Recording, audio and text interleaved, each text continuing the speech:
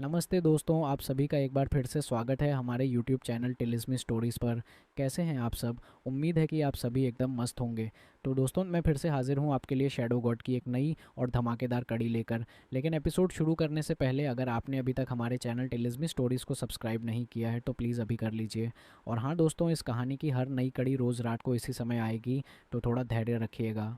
तो चलिए, अब बिना देरी किए शुरू करते हैं आज का काफी एपिसोड। देर तक वज्रा ने क्राउन प्रिंस के मामले पर कुछ सोचा। फिर उसने बातचीत का विषय बदल दिया। छोटी बहन फनायरा, शायद तुम रक्तदान के रक्तदानव कोर का उपयोग करके लाइफ सीजिंग स्तर में सफलता पाना चाहती हो, है ना? ये मत भूलो कि वह एक लाइफ सीजर है। भले ही मैं उसे मारने में सफल हो जाऊं, लेकिन तुम उसके दानव कोर को तुरंत नहीं सोख पाओगी। ये तुम्हारे मुसी 5 yin अंगों को जला देगा और तुम्हारी नसों और ऊर्जा के सागर को गड़बड़ कर देगा। फनायरा मुस्कुराई। ओह, मेरे पास एक योजना है बड्डे भाई वज्रा, तुम चिंता मत करो। मेरे पास जो कुछ है उसे देखो और तुम समझ जाओगे कि मुझे रक्त दानव कोर से डरने की कोई वजह नहीं है।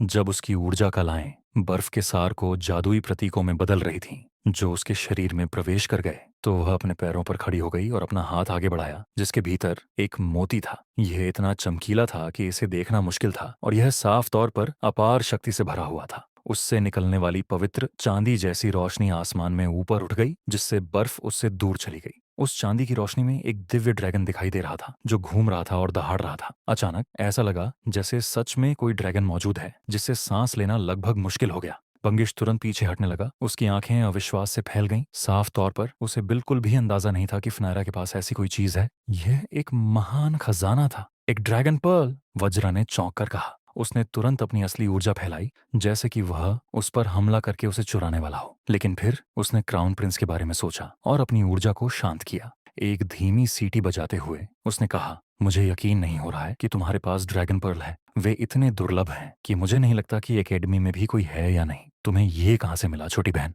मुझे यह समुद्र के किनारे घूमते हुए मिला, फनायरा ने आसानी से कहा। ड्रैगन मोती में एक दिव्य ड्रैगन की इच्छा शक्ति होती है और यह सभी तरह के बुरे जादू को दबा सकता है। किस्मत से मुझे पहले एक छिपा हुआ ड्रैगन रत्न भी मिला था, जिससे मुझे एक दिव्य ड्रैगन का थोड़ा खून मिला। ऐसे खून से मैं खुद को मोती से जोड़ सकती हूँ, जिससे यह मेरे लिए एक बहुत अच्छा खजाना बन जाएगा। जब मैं रक्तदान के रक्त दानव कोर को प्राप्त कर लूंगी और इसे दबाने के लिए ड्रैगन मोती का उपयोग करूंगी, तो मैं इसे अपने आप को एक बाहरी शरीर के रूप में एक दूसरे नवजात देवता बनाने के लिए इस्तेमाल कर सकती हूँ। वैसे भी मैं इसे सोखने की योजना नहीं बना रही हूँ। तुम क्या सोचते हो बड़े भाई वज्रा? सच कहूं तो जिस पल क्राउन प्रिंस मुझसे मिले, उन्होंने मेरा ड्रैगन मोती देखा। यही वजह थी कि उन्होंने मुझ में दिलचस्पी दिखाई। असल में उन्होंने ही मुझे सिखाया था कि दूसरा नवजात देवता कैसे बनाया जाता है। क्राउन प्रिंस ने तुम्हें सिखाया कि दूसरा नवजात देवता कैसे बनाया जाता है? वज्रा ने साफ तौर पर हिलते हुए कहा। कोई आश्चर्य नहीं, ये तिलिस्मी लोक आयाम की एक गुप्त विरासत ऊर्जा कला है। मुझे भी नहीं पता कि इसे कैसे बनाया जाता है। फिर उसने फनायरा को गहराई से देखा।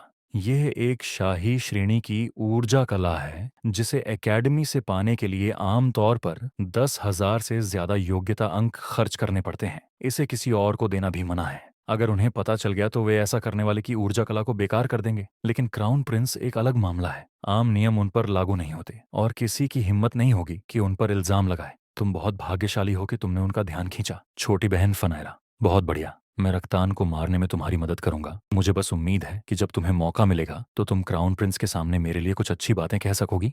ये कहने की जरूरत नहीं है। वैसे क्राउन प्रिंस ने बताया कि वह खुद मुझे लाइफ सीजिंग स्तर में पहुंचने में मदद करेंगे। यह देखकर कि उसने वज्रा को पूरी तरह से डरा दिया था, फनायरा ने हल्की मुस्कान दी। जैसे ही उसने ऐसा किया, ड्रैगन पर्ल उसकी हथेली की दूधिया सफेद त्वचा में समा गया। साफ तौर पर ड्रैगन पर्ल कोई ठोस चीज नहीं थी, बल्कि आत्मा के रूप में मौजूद थी, जिससे वह उसे अपनी ऊर्जा के सागर में रख सकी। अचानक बंगिश जोर से हंसने लगा। मैंने कभी नहीं सोचा था कि तुम्हारे पास ऐसा खजाना होगा फनायरा। कोई हैरानी की बात नहीं कि तुम छोटू से इतनी नफरत करती हो, उस छोटे बदमाश से। वह air mastery plant dragon pearl के 1,000वें हिस्से के बराबर भी नहीं है। चुप रहो, फनायरा ने चिल्लाते हुए कहा। अपनी साधना पर ध्यान दो और छोटू को मारने का तरीका ढूंढो। तुम्हें पता है क्या, शायद तुम्हें उससे अपना बदला लेना चाहिए। उसके वापस आने का असली कारण यह है कि तुमने उसे शुरू में पीटा था, जिससे उसे अपनी साधना को आगे बढ़ाने की प्रेरणा मिली। तुम उससे एक दो बातें सीख सकते हो। ठीक है, बंगिश ने विनम्रता से कहा। वह उसका बड़ा चचेरा भाई था, इसलिए अगर वह चाहता तो उसे डांट सकता था, लेकिन अभी वह उससे बात भी नहीं कर सकता था। वह जानता था कि वह कितनी चालाक और धूर्त थी, और क्राउन प्रिंस से उसके रिश्ते को देखते हुए वो ऐसी व्यक्ति थी जिसे कोई भी अपमानित नहीं कर सकता था। पहाड़ की चोटी पर कुछ और योद्धा थे जो अपने बाज को खाना खिला रहे थे, और उन्होंने फनायरा और वज्रा के बीच की बातचीत सुन ली थी। अब उनकी आंखों में उसके लिए डर और सम्मान दोनों दिख रहे थे। आखिरकार जो भी व्यक्ति क्राउन प्रिंस से करीब से जुड़ा था वह बहुत ऊंचे ओहदे पर था। ए, वज्रा ने कहा। उसने अपना हाथ हिलाया जिससे कुछ सच्ची ऊर्जा निकली और एक नक्शा बन गया जो उसके सामने हवा में तैर रहा था। नक्शे पर खून के रंग की एक रोशनी थी जो तेज चमक रही थी। समझ गया, रक्त दानव की आभा उत्तर पश्चिम से आ रही है। वहां पिशाच डाकुओं का एक बड़ा समूह है और रक्तान निश्चित रूप से उनके साथ है। चलो चलते हैं। कुछ योद्धा ऐसे थे जैसे वे अपनी गाड़ियों पर सवार होने वाले हों। हालांकि वज्रा ने अपना हाथ हिलाया। रक्तदानव शिविर बहुत खतरनाक होने वाला है। भले ही तुम सभी ऊर्जा के स्वामी हो, फिर भी तुम बहुत कमजोर हो। आखिरी चीज जो मैं चाहता हूँ वह यह है कि तुम मेरे रास्ते में आओ, समझे? हाँ सर, योद्धाओं ने कहा, जिसमें बंगिश भी शामिल था। आखिरकार जब वज्रा जैसा शक्तिशाली व्यक्ति आदेश दे रहा हो तो कौन जवाब देने की हिम्मत करेगा? छोटी बहन फनायरा, तुम बाज की सवारी करना छोड़ सकती हो। मुझे पता है कि तुम्हारे पास कितनी शक्ति है। अगर तुम उस ड्रैगन पर्ल की शक्ति का इस्तेमाल करती हो तो तुम्हारी असली ऊर्जा कभी खत्म नहीं होगी। अचानक वज्रा के पैरों के नीचे तलवार की रोशनी की एक किरण दिखाई दी जो उसके चारों ओर लिपट गई और फिर बर्फीले आसमान में उड़ गई। फनायरा ने हल्की मुस्कान के साथ एक ड्रैगन की सच्ची ऊर्जा की धारा भेजी जो उसके चारों ओर घूमती हुई उसे बादलों में ऊपर उठा ले गई। एक पल बाद वह चली गई। बंगिश चुपचाप उस जगह को देखता रहा जहां वह अभी बैठी थी। ऐसा लग रहा था जैसे वह अपनी छोटी चचेरी बहन को पहली बार देख रहा हो। मेरी चचेरी बहन ने तुम्हें एक संगीत वाद्य यंत्र की तरह बजाया। छोटू, क्या तुमने सच में सोचा था कि तुम दोनों एक दूसरे के लिए बने हो? तुम्हारे जैसा निकम्मा देहाती उसके साथ रहने का सपना भी कैसे देख सकता है? गुस्से में उसने बर्फीली जमीन पर मुक्का मारा जिससे एक बड़ा गड्ढा बन गया। ठीक है सब लोग, चलो कुछ पिशाच डाकुओं को मारते हैं और कुछ योग्यता अंक हासिल करते हैं, जैसी आपकी आज्ञा। भाई बंगिश, ये देखते हुए कि बंगिश का चचेरा भाई क्राउन प्रिंस के बहुत करीब था, इसमें कोई आश्चर्य की बात नहीं थी कि वे उसके साथ इतना सम्मान से पेश आ रहे थे। हालांकि छोटू के हाथों उसकी अपमानजनक हार ने यह सुनिश्चित कर दिया था कि वे सच में उससे नफरत करते थे, लेकिन उन्होंने यह दिखाने की हिम्मत नहीं की। भाई बंगिश, एक योद्धा ने कहा, निराश होने की कोई जरूरत नहीं है। वह बदमाश छोटू सिर्फ एक नया योद्धा है और हमारी तरह के लोगों से उसकी तुलना नहीं की जा सकती। हम स्वर्ग की तरह हैं और वह धरती की तरह है। एक बार जब हम एकेडमी वापस आ जाएंगे तो हम कुछ मदद मांग सकते हैं। मेरा विश्वास करो, ऐसे कई तरीके हैं जिनसे हम उसे जल्दी कब्र में पहुंचा सकते हैं। तुम सभी का बहुत बहुत धन्यवाद, बंगिश ने कहा। उसकी आंखें भयानक रोशनी से चमक रही थीं। इसके साथ ही पूरा समूह बर्फ में गायब हो गया। इस बीच छोटू और उसके चार दोस्त एक शानदार विला में आराम कर रहे थे जो उस समय लगभग बर्फ से ढका हुआ था। वहां अलग अलग नौकर, दासियां और सैनिक उनकी सेवा में लगे हुए थे। जागीर के बाहर पिशाच डाकुओं के ढेर पड्डी रहे हुए थे जो धीरे धीरे बर्फ के नीचे छिपते जा रहे थे। संयोग से छोटू और उसके दोस्त उसी जगह पर पहुंचे थे जब हमला हो रहा था। उन्होंने बीच बचाव किया, डाकुओं को मार डाला और सभी को बचा लिया। उनके बिना अंदर मौजूद सभी लोग सूखे कंकाल बन गए होते। वहां मौजूद एक बूढ़ा आदमी ऊर्जा कला के 7वें चरण में था। जब उसे पता चला कि 5 लोगों का यह समूह तिलिस्मी लोकायाम से है तो उसने उनके लिए एक शानदार दावत का आयोजन किया। विला के मालिक, तुम क्यों नहीं चले जाते? छोटू ने पूछा। उत्तर पश्चिम पिशाच डाकुओं से भरा पड़ा है। अगर तुम यहीं रहोगे तो कभी न कभी मारे जाओगे। विला के मालिक को ऐसा लग रहा था कि वह रोना चाहता है, लेकिन उसके पास आंसू नहीं बचे थे। यहाँ से चले जाएं? कहाँ? हम जहाँ भी जाएंगे पूरी तरह से अजनबी बन जाएंगे। और इसके अलावा इतने बड़े समूह के लोगों को कैसे ले जाएंगे? मेरी सारी संपत्ति इस जमीन और आसपास के पहाड़ों में उगने वाली जड़ी बूटियों से जुड़ी है। इसके बिना मेरे पास कुछ भी नहीं बचेगा। श्रीमान, अगर आप हमारी रक्षा करने में मदद करने को तैयार हो तो मैं अपनी आधी संपत्ति देने को तैयार हूँ। हम तिलिस्मी लोकायाम के योद्धा हैं, स्वर्णिम ने कहा। हम न्याय के लिए लड़ते हैं, इसलिए बुरे लोगों को मारना हमारी परंपरा का हिस्सा है। हमें किसी इनाम की जरूरत नहीं है। इसके अलावा यहाँ आने का हमारा असली मकसद पिशाच डाकुओं को खत्म करना है, न कि आप जैसे स्थानीय लोगों से इनाम लेना। बहुत बहुत धन्यवाद, बहुत बहुत धन्यवाद तिलिस्मी लोकायाम के योद्धा, सच में अपनी विद्वता और आरऋषि होने की प्रतिष्ठा पर खरे उतरते हैं। विला के मालिक, क्या आपको इस इलाके में किसी और पिशाच डाकू के बारे में पता है? हम पूरे इलाके को खाली कराना चाहेंगे। इसी समय एक युवक जो साफ तौर पर विला के मालिक का बेटा था उनके पास आया। हे भगवान, स्थानीय अफवाह के अनुसार क्रोरान का पुराना शहर यहाँ से लगभग 1500 किलोमीटर दूर है। ये कभी उत्तर पश्चिम का सबसे अमीर शहर हुआ करता था और माना जाता था कि यह फिर से तरक्की करेगा, लेकिन फिर पिशाच डाकू आए और पूरे शहर को मार डाला। यह उनका मुख्य ठिकाना है। अगर उस मुख्य समूह को खत्म कर दिया जाए तो पिशाच डाकू अब कोई खतरा नहीं रह जाएंगे। कुरान का पुराना शहर? छोटू ने यह नाम पहले भी सुना था और उसे याद था कि यह उत्तर पश्चिमी मैदानों में सबसे अमीर देश की राजधानी माना जाता था। ऐसी स्थिति में देर करने का कोई मतलब नहीं है, सिफान ने कहा। चलो उसे ढूंढते हैं। थोड़ा रुको, देवांकर ने कहा। वह शहर वही जगह है जहां रक्तान को होना चाहिए। वह रक्त रक्षक राक्षस के मातातों में सबसे बड़ा विशेषज्ञ है और हम सीधे लड़ाई में उसका मुकाबला बिल्कुल नहीं कर सकते। इसके अलावा वज्रा निश्चित रूप से उसे मारने की कोशिश करेगा। शायद हम इलाके के कुछ और डाकुओं को मार सकें, लेकिन हम रक्तदान का मुकाबला नहीं कर सकते। रक्तदान एक जीवन रक्षक। छोटू ने यह नाम पहली बार नहीं सुना था। जब वह 8वें चरण में था तो उसे पता था कि वह निश्चित रूप से भयानक वज्रा के मुकाबले में नहीं टिकेगा। लेकिन अब वह 9वें चरण में था, जिसमें 15 प्राचीन विशालकाय हाथियों की शक्ति थी और बिजली के विशालकाय की ज्यादातर जीवन शक्ति खत्म हो चुकी थी। ये बताना मुश्किल था कि उसकी 3 सबसे अच्छी चीजें कितनी शक्तिशाली थीं। नरक का देवता भाला, नरक का देवता ढाल और राक्षस शैतान पंख। निश्चित रूप से पता लगाने का एकमात्र तरीका किसी बड़े विशेषज्ञ से तुलना करना था। हालांकि वह बिना किसी खास प्रयास के दूसरे ऊर्जा मास्टर्स को हरा सकता था। केवल लाइफ सीजर, जो आमतौर पर ऊर्जा मास्टर्स से 100 गुना ज्यादा शक्तिशाली होते थे, उसे वह अनुभव दे सकते थे जिसकी उसे जरूरत थी। और यह बिजली के विशालकाय के बचे हुए हिस्सों को सोखने का सबसे अच्छा तरीका भी था। इस समय उसकी असली ऊर्जा बहुत तेजी से उमड़ रही थी, जैसे उसे चुनौती देने के लिए किसी को ढूंढ रही हो। चलो चलते हैं। अगर हम अभी निकलेंगे तो हम एक दिन से भी कम समय में क्रोरान पहुंच सकते हैं। यह देखते हुए कि अब सुबह हो चुकी है, हमें रात होने तक वहां पहुंच जाना चाहिए।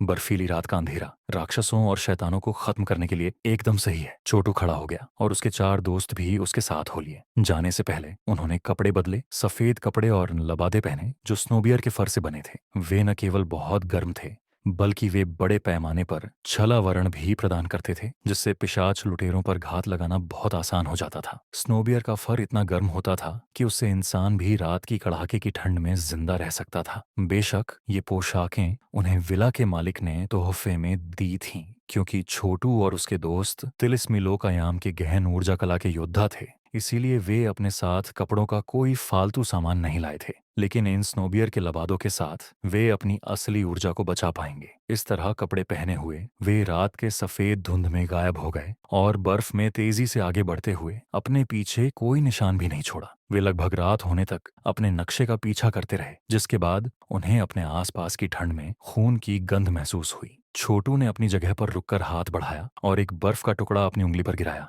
हैरानी की बात है कि बर्फ के टुकड़े पर हल्का सा लाल रंग था, जो खून के रंग की सच्ची ऊर्जा के सिवा कुछ नहीं था। कितनी शक्तिशाली राक्षसी ऊर्जा! बर्फ के टुकड़ों में इसकी गंध पैदा करने के लिए कितना इंसानी खून पीना पड़ा होगा। साफ तौर पर किसी ने अपनी खून की ऊर्जा कला को इस हद तक बढ़ा लिया था कि वे अपनी ऊर्जा को बादलों के साथ मिला सकते थे। इस तरह बर्फ के टुकड़े खून से लाल हो गए थे। इसमें कोई शक नहीं कि इस इलाके में कोई शैतानी राक्षस मौजूद था। क्रोरान ठीक आगे है, स्वर्णिम ने कहा। वाकई उन्हें जल्द ही एक शानदार महानगर दिखाई दिया, जो छोटे शहरों से घिरा हुआ था, जो सुरक्षा चौकियों का काम करते थे। सभी इमारतें और ढांचे बहुत बुरी हालत में थे, जैसे वहां कोई भयंकर युद्ध लड़ा गया हो। वहां विशाल पत्थर के खंभे और गुंबददार मंदिर थे, जो शहर के बीते हुए वैभव की कहानी कह रहे थे। यह क्रोरान का मशहूर शहर था, जो अपने सुनहरे दिनों में लाखों करोड़ों लोगों का घर था। अब वहां कोई भी जिंदा प्राणी नहीं था, सिर्फ पिशाच डाकू थे। छोटू और उसके दोस्त जमीन पर लेट गए और रेंगते हुए पास की एक पहाड़ी की चोटी पर पहुंच गए, जहां से उन्हें शहर का अच्छा नजारा मिल रहा था। साथ ही गश्त कर रहे अलग अलग पिशाच डाकुओं को भी वे देख सकते थे।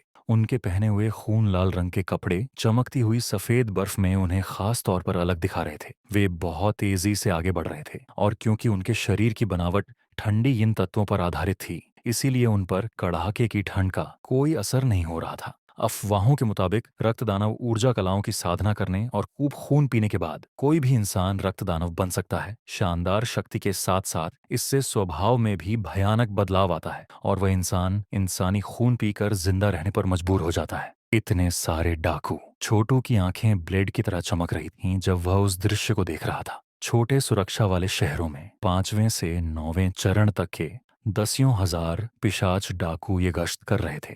जहां तक क्रोरान का सवाल था, इसमें 1000 से ज्यादा बड़ी इमारतें थीं, जो इस बात का सबूत थीं कि यह शहर कभी कितना समृद्ध रहा होगा। शहर के बाहरी इलाकों में गश्त करने वाले पिशाच डाकू ज्यादा थे, तो यह बताने की जरूरत नहीं थी कि शहर के अंदर क्या हाल होगा। अब हम क्या करें? सिफान ने अपनी ऊर्जा को छुपाते हुए कहा। वह अच्छी तरह जानता था कि अगर वह ऐसा नहीं करता तो इसके कितने खतरनाक नतीजे हो सकते हैं। अफवाहों के मुताबिक रक्तदानव ऊर्जा कलाएं काफी अद्भुत हैं। माना जाता है कि वे रक्त सम्राट के शैतान सूत्र से निकली हैं, जो एक शाही स्तर की ऊर्जा कला है। रक्तदानव गुफा एक निचला स्तर का तरीका है जो सिर्फ शाही स्तर का है, लेकिन यह फिर भी अविश्वसनीय साधना में तरक्की दिलाता है। खूब खून पीने के बाद कोई भी सिर्फ 2 या 3 महीनों में ऊर्जा विस्फोट तक पहुंच सकता है, और सिर्फ 1 साल में ऊर्जा हथियार स्तर तक। इतनी जल्दी? छोटू ने हैरानी से कहा। याना हेवन के गांव वालों के लिए एक ऐसा ऊर्जा कलाकार जो 10 साल में ऊर्जा विस्फोट के स्तर तक पहुंच जाता था, उसे प्रतिभाशाली माना जाता था। हाँ, देवांकर ने जवाब दिया, तुम्हें बस इतना करना है कि खूब खून पीना है, जो इसे कई लोगों के लिए बहुत आकर्षक विकल्प बना देता है। कहानियों के मुताबिक एक पुराना शैतान राजा था जिसने इंसानों को तरक्की करते देखा और उन्हें शैतानों के रास्ते की ओर खींचने के लिए रक्त सम्राट का शैतान सूत्र बनाया। और यह काम कर गया। कुछ लोग शक्ति के लिए पागल हो जाते हैं, हालांकि मैं नहीं, स्वर्णिम ने कहा। पहले एकेडमी में कुछ ऐसे योद्धा भी थे जो ज्यादा ताकत पाने की उम्मीद में शैतानों के रास्ते पर साधना करते थे, लेकिन अब इस पर बहुत समय से सख्त रोक लगा दी गई है। जब छोटू ने नरक को कुचलने वाले गॉड मेहमद की शक्ति का इस्तेमाल करके अपने नरक के देवता भाले और राक्षस शैतान पंखों को बुलाया, तो यह जरूर शैतानों के रास्ते की एक ऊर्जा कला जैसा लगा होगा। अगर तिलिस्मी लोक अयाम को इसके बारे में पता चलता तो इससे मुश्किलें खड़ी हो सकती थीं। बेशक सच तो ये था कि नरक को कुचलने वाले गॉड मेहमद की शक्ति देवताओं और आत्माओं के बीच सबसे सही ऊर्जा कला थी। यह ईमानदार और राजसी थी, जिसका इस्तेमाल स्वर्ग में देवताओं की सेना नरक को कुचलने के लिए करती थी। हालांकि नरक की आभा से छूने के कारण इसके कुछ पहलू ऐसे थे जो शैतानी और राक्षसी लगते थे। इसकी एक वजह यह भी थी कि छोटू का स्तर बहुत कम था। उदाहरण के लिए उसके शैतानी पंख आखिरकार बदलकर देवदूत पंख बन गए और बाद में वे और भी ज्यादा बदल गए। उस समय वह अपनी उंगलियों के सिर्फ एक झटके से सभी तरह के लोकों और आयामों में यात्रा कर सकता था। जैसे ही वह बर्फ में छिपा, छोटू ने उसकी ऊर्जा कलाओं का ध्यान से विश्लेषण किया। वह अभी भी अपने माथे पर बने सुनहरे शैतान से बात करने के लिए बेचैन था, लेकिन बदकिस्मती से वह बिल्कुल शांत था, मानो सो रहा हो। फिलहाल यही उसके लिए सबसे बड़ा रहस्य था। उसकी यह दिव्य तकनीक उस सुनहरे शैतान से आई थी, लेकिन वह शैतान असल में कौन था, तुम जानते हो? छोटू ने कहा। अकादमी ने पिशाच डाकुओं का शिकार करने के लिए बहुत से लोगों को यहाँ भेजा है। अगर क्रोरान मुख्य ठिकाना है तो यह मानना सही होगा कि हम यहाँ कुछ और योद्धाओं से मिलेंगे। और जिस तरह डाकुओं ने पूरे उत्तर पश्चिम में आतंक मचा रखा है, ऐसा हो नहीं सकता कि दूसरे अकादमियों ने लोगों को न भेजा हो। ये सही है। ये बात मेरे दिमाग से कैसे निकल गई? स्वर्णिम ने कहा। तिलिस्मी लोकायाम में 10 लाख से ज्यादा नए योद्धा हैं। साथ ही बाहरी और भीतरी परिसर में भी बहुत सारे योद्धा हैं, और इसमें खास योद्धाओं का तो जिक्र ही नहीं है। क्रूरान के इलाके में हम जैसे बहुत से लोग होंगे। मुझे लगता है कि हमें बस अपने हिसाब से काम करना होगा। मानो अभी कही गई बात के जवाब में उसने अचानक पास में सीटी बजने की आवाज सुनी। कुछ पल बाद उन्होंने बर्फ में तेजी से चलती हुई कुछ आकृतियां देखी। साफ तौर पर पिशाच डाकुओं ने भी उस आवाज को सुन लिया था। चीखते हुए उन्होंने अपने ब्लेड और धनुष निकाल ली। उनमें से कुछ ने शहर की दीवारों पर तोपें भी लगा दी। जब इतनी बड़ी तोपों का इस्तेमाल किया जाता था तो वे ऊर्जा के स्वामी को भी मार सकती थीं। वे हमारी अकादमी से हैं, स्वर्णिम ने कहा। देखो छोटू, वे जेंटलमैन सोसाइटी से हैं। वे आमतौर पर सफेद हेडबैंड और हरे कपड़े पहनते हैं। ऐसा कहते हुए वह निडरता से अपने पैरों पर खड़ा हो गया। लगभग एक हिमभालू की तरह लग रहा था। वाकई पूर्व से कई 100 योद्धा आ रहे थे। वे सभी हरे रंग के कपड़े पहने हुए थे, सिर पर सफेद पट्टी बांधे हुए थे और उनके हाथों में तलवारें थीं। वे एक सीधी पंक्ति में मार्च कर रहे थे, अपनी सुरक्षा के लिए अपनी असली ऊर्जा को इकट्ठा कर रहे थे। आगे 36 योद्धा थे जो ऊर्जा के स्वामी थे और अपने रास्ते में आने वाले किसी भी पिशाच डाकू को मार गिराने के लिए आगे बढ़ रहे थे। पुम!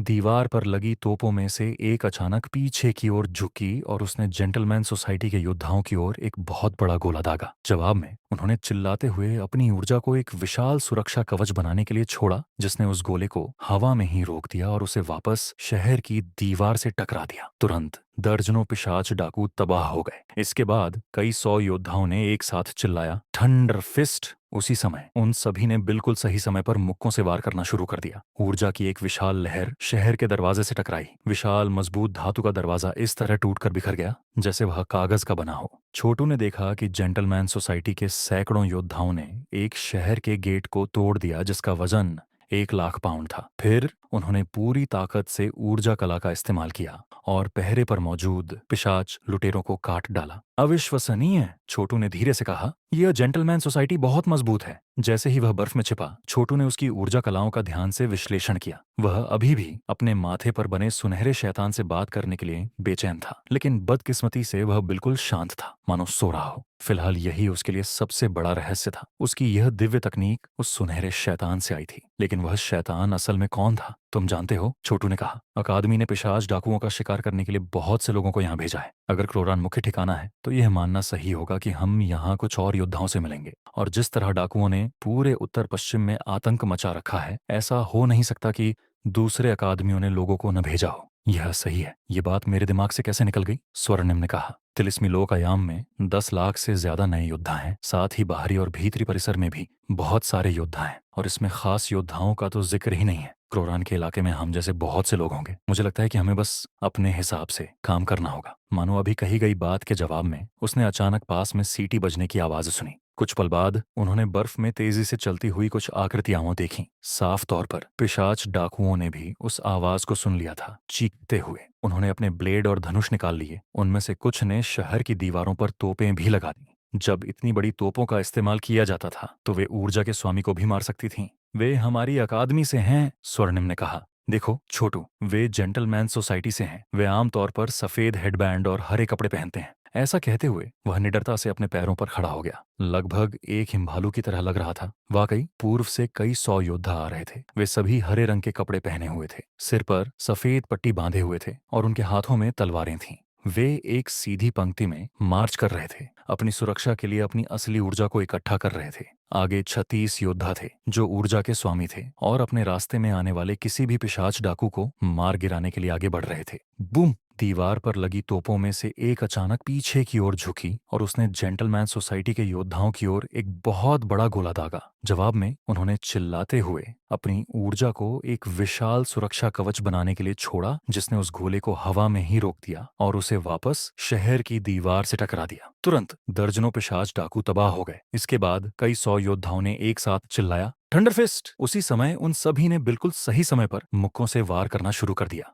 ऊर्जा की एक विशाल लहर शहर के दरवाजे से टकराई। विशाल मजबूत धातु का दरवाजा इस तरह टूटकर बिखर गया जैसे वह कागज का बना हो। छोटू ने देखा कि जेंटलमैन सोसाइटी के सैकड़ों योद्धाओं ने एक शहर के गेट को तोड़ दिया जिसका वजन 1 लाख पाउंड था। फिर उन्होंने पूरी ताकत से ऊर्जा कला का इस्तेमाल किया और पहरे पर मौजूद पिशाच लुटेरों को काट डाला। अविश्वसनीय, छोटू ने धीरे से कहा। यह जेंटलमैन सोसाइटी बहुत मजबूत है। भाई छोटू, स्वर्णिम ने कहा, यह जेंटलमैन सोसाइटी का सिर्फ एक दस्ता है। उनके पास कुल मिलाकर हजारों सदस्य हैं। आखिरकार वे क्राउन प्रिंस सोसाइटी के बाद दूसरे सबसे शक्तिशाली समाज हैं। मुझे लगता है कि क्राउन प्रिंस भी अपने नेता से डरते हैं। उनकी सिर्फ एक टुकड़ी ही इतनी शक्तिशाली है। छोटू का खून पहले से ही उत्साह से उबल रहा था। चलो लड़ाई में शामिल हो जाए। रुको, स्वर्णिम ने कहा। छोटू साफ तौर पर बहुत उत्साहित था और जेंटलमैन सोसाइटी के सदस्यों की तरह ही लड़ाई में कूदना चाहता था। हालांकि स्वर्णिम के मन में एक और विचार था। इन पिशाच डाकुओं के पास आसमान में बादलों से भी ज्यादा विशेषज्ञ हैं। उसने आगे कहा,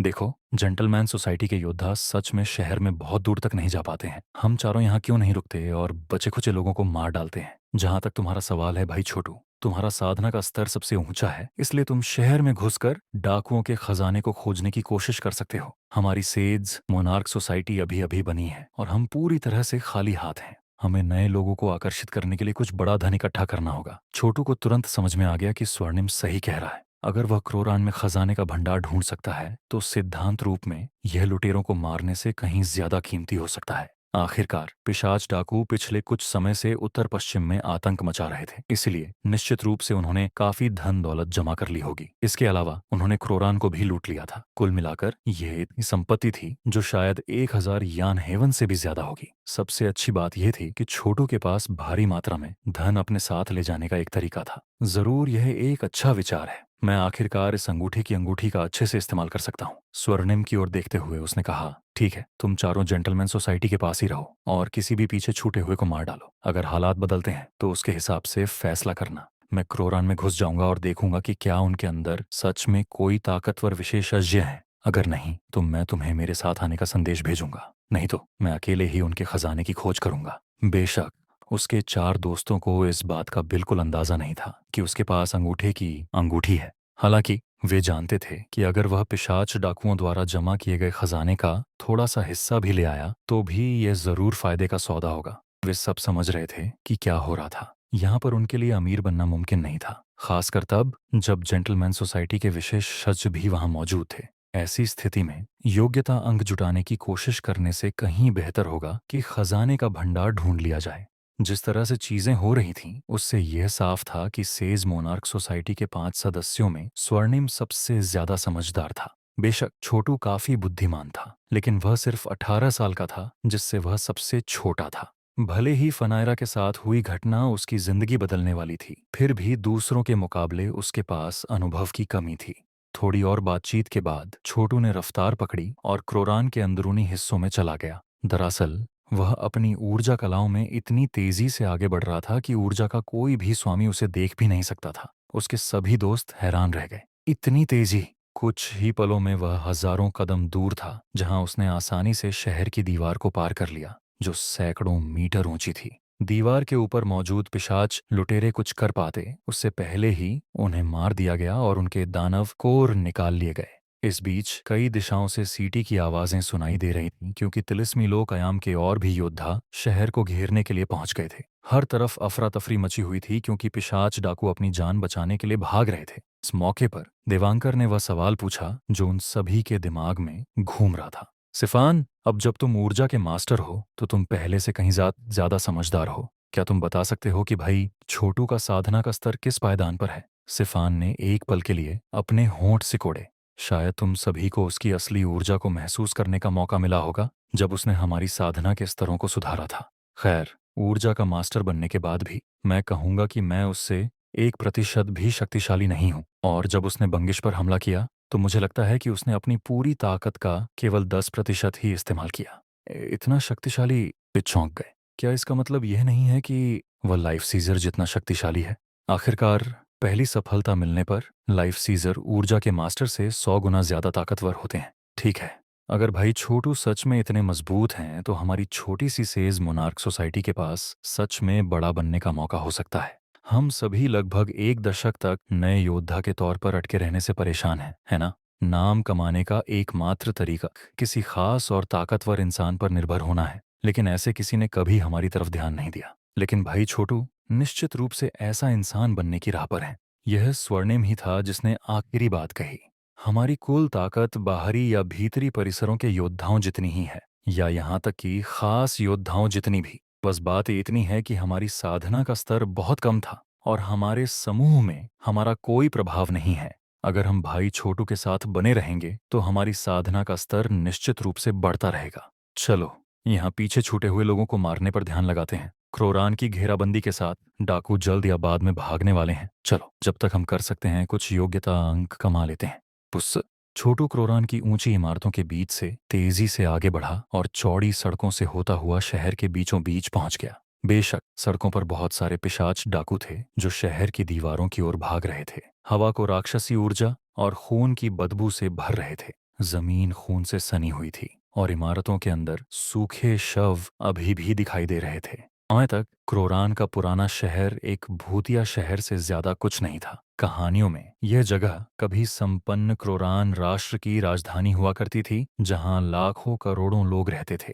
लेकिन अब उस शक्तिशाली देश के अवशेष भी पिशाच डाकुओं द्वारा पूरी तरह से तबाह कर दिए गए थे और उनकी राक्षसी ऊर्जा कलाओं के लिए ईंधन में बदल दिए गए थे। बेशक शहर इतना बड़ा था कि वे उसके हर कोने पर कब्जा नहीं कर सकते थे, इसलिए छोटू के लिए नजरों से दूर रहना आसान था। इस वक्त तक किसी ने उस पर ध्यान नहीं दिया था और इसके अलावा वह पलक झपकते ही 10,000 से ज्यादा कदम आगे बढ़ सकता था। जैसे ही वह किसी जगह पर दिखता वह गायब हो जाता। यहाँ तक कि बड़े बड़े ऊर्जा कला के स्वामी भी धुंधलेपन के सिवा कुछ नहीं देख पाते थे। क्रोरान में कई ऊंची इमारतें थीं, कुछ पत्थर की बनी थीं, कुछ कठोर मिट्टी की। सभी बहुत मजबूत थीं, यहाँ तक कि धातु से बने शानदार टावर भी थे। एक खास जगह पर छोटू ने अपनी 4 मौसम तलवारबाजी का सहारा लिया ताकि उत्सुक निगाहों के लिए उसे देखना और भी मुश्किल हो जाए। वह बहुत पहले ही शाही श्रेणी की ऊर्जा कला को समझ चुका था और यह देखते हुए कि यह बर्फीला दिन था, यह सर्दियों की बर्फ को आकाश में भरने के पहलू का इस्तेमाल करने का सही समय था।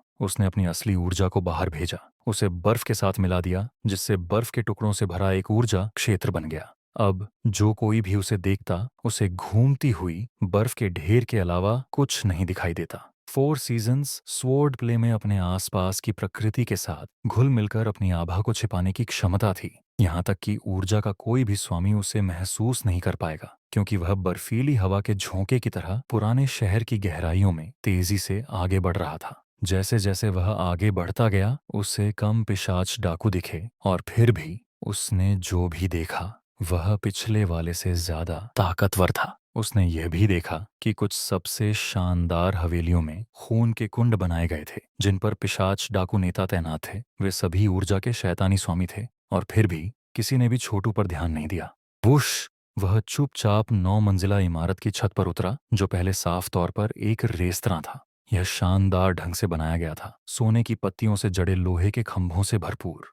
दुख की बात है कि इसका ज्यादातर हिस्सा खून से सना हुआ था। ठीक बीच में एक तालाब खोदा गया था, जो खून से भरा हुआ था। खून के तालाब के पास एक डाकू सरदार बैठा था, जो साधना कर रहा था। खून के भीतर अंचल से चाहकर अनगिनत जादुई निशान बनते दिखाई दे रहे थे, जो फिर उसके शरीर में चले गए। इस खास पिशाच डाकू के बाल चमकीले लाल थे और उसके शरीर के बाकी हिस्सों पर नुकीले खून लाल फर थे। वह इंसान जैसा भी नहीं दिखता था। वह ऊर्जा का मास्टर था, लेकिन उस स्तर के आम विशेषज्ञ से 10 गुना ज्यादा ताकतवर था। सच में वह इतना ताकतवर था कि उसकी आभा का पता लगाना मुश्किल था। साफ तौर पर यह आदमी पिशाच डाकुओं के बड़े नेताओं में से एक था। जैसे ही छोटू नाम की बर्फीली हवा का झोंका इमारत पर आया, लाल बालों वाले विशेषज्ञ की आंखें खुल गईं। वहां कौन है? उसने गुस्से भरी आवाज में चिल्लाया। जैसे ही उसके मुंह से ये शब्द निकले, उसके हाथों में खून के रंग का एक कोड़ा प्रकट हुआ, जो सच्ची ऊर्जा से बना था। Blood shadow God of hip! वह गुर्राया। यह एक उच्च स्तरीय खून वाली ऊर्जा कला थी, जो एक कोड़े को बुलाती थी, जो खून के ड्रैगन जैसा दिखता था। जैसे ही कोड़ा हवा में दिखा, उसने उससे हमला कर दिया, जिससे हवा में वानरों और बंदरों के रोने जैसी आवाजें गूंजने लगीं। बदकिस्मती से लाल बालों वाले विशेषज्ञ के लिए छोटू ने अपना हाथ हिलाकर पूरी इमारत के चारों ओर एक ऊर्जा अवरोध खड़ा कर दिया, जिससे यह पक्का हो गया कि कोई भी आवाज बाहर न निकल सके। आमतौर पर इतनी बड़ी इमारत को बंद करने के लिए 10 ऊर्जा मास्टर्स की जरूरत होती है, लेकिन छोटू ये सब अकेले ही कर सकता है। इस समय लाल बालों वाला पिशाच अब पूरी तरह से अकेला पड़ गया था। जल्दी करो! चाबुक जमीन पर गिरा, लेकिन छोटू की सुरक्षात्मक असली ऊर्जा को भेद नहीं सका। वहां कौन जाता है? तिलिस्मी लोकायाम का कोई विशेषज्ञ? खून के रंग की सच्ची ऊर्जा उसके चारों ओर घूम रही थी, जब वह छत की ओर हवा में तैर रहा था। और तभी उसने आखिरकार छोटू को उसके स्नोबियर पोशाक में देखा। लाल फर से भरा पूरा शरीर। छोटू ने शांत भाव से कहा, लगता है कि तुमने अपनी रक्तदानव ऊर्जा कला को शिखर तक पहुंचा दिया है। तुम्हें क्रोरान के सभी रहस्य पता होंगे, है ना? अब तुम्हारे पास जीने का मौका है। मुझे बताओ कि खजाने के भंडार कहाँ हैं? क्रोरोन का प्राचीन शहर बहुत बड़िदा था, जिसमें इतनी इमारतें थीं कि उन्हें गिनना मुश्किल था। ऐसी जगह पर कोई खजाने का भंडार कैसे ढूंढ सकता था? और छोटू अपनी असली शक्ति का इस्तेमाल जांच करने के लिए नहीं कर सकता था, शहर में कहीं भी लाइफ सीजर के साथ नहीं। इसलिए उसकी योजना थी कि वह पिशाच डाकुओं में से किसी बेडिडेह आदमी को पकड़ कर उससे जानकारी निकलवाएगा। फिर वह खजाने को लूटकर जितना हो सके उतना अपनी अंगूठी में भर लेगा। फनायरा और वज्रा जरूर लाइफ सीजर को बाहर निकालने की कोशिश कर रहे होंगे, और इसलिए वह खजाने को लेने का मौका नहीं छोड़ देगा, इससे पहले कि वे उस तक पहुंचे।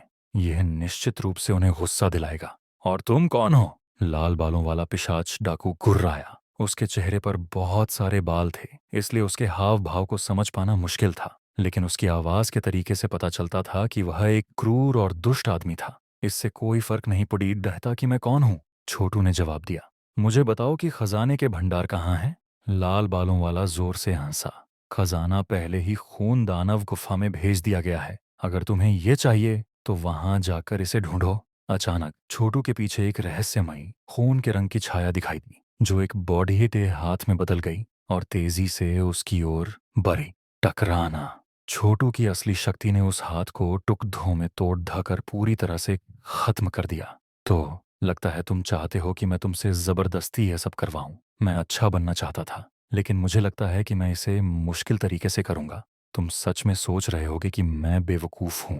यहाँ सेना के आकार को देखते हुए और इसे बनाए रखने के लिए कितनी संपत्ति की जरूरत होगी, ऐसा कोई तरीका नहीं है जिससे तुम सारा खजाना बाहर भेज दो। ऐसा लग रहा था कि छोटू को जरा भी डर नहीं लग रहा था। उसने अपना हाथ आगे बढ़ाया। जैसे ही उसका हाथ आगे बढ़ा, वह नर्क के देवता का भाला बन गया, जिससे वह मौत के देवता जैसा लग रहा था, जो किसी आम इंसान की जान लेने की तैयारी कर रहा था। खून छाया देव शील्ड! लाल फर वाले पिशाच की शक्ति ने एक ऊंची ढाल बनाई, जिस पर खून के रंग के भूत का सिर बना हुआ था, जिसके मुंह से आग निकल रही थी। बदकिस्मती से पिशाच के लिए, जब नर्क के देवता के भाले ने ढाल पर वार किया तो ढाल टुकड़ों में बिखर गई। फिर छोटू की पीठ से असली शक्ति के बढ़े हाथ निकले, जो आगे बढ़े और पिशाच को जमीन पर दबा दिया। अपने दुश्मन को पकड़ दहाने के लिए उसे बस एक ही चाल चलनी पड़ी।